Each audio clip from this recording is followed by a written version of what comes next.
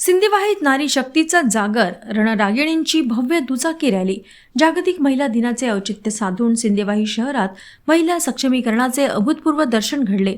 नारी शक्तीचा जयघोष करत तब्बल 500हून अधिक महिलांनी नऊवारी साडी आणि पारंपरिक वेशभूषेत भव्य दुचाकी रॅली काढली.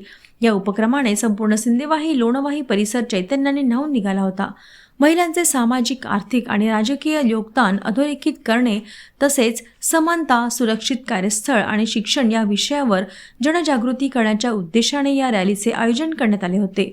शिवाजी चौक येथून रॅलीला दिमाखात सुरुवात झाली. डोक्यावर फेटा आणि डोळ्यांवर गॉगल लावून दुचाकीवर स्वार झालेल्या महिलांनी बाजार चौक, महात्मा फुले आणि डॉक्टर बाबासाहेब आंबेडकर चौक अशा मुख्य मार्गावरून प्रवास केला.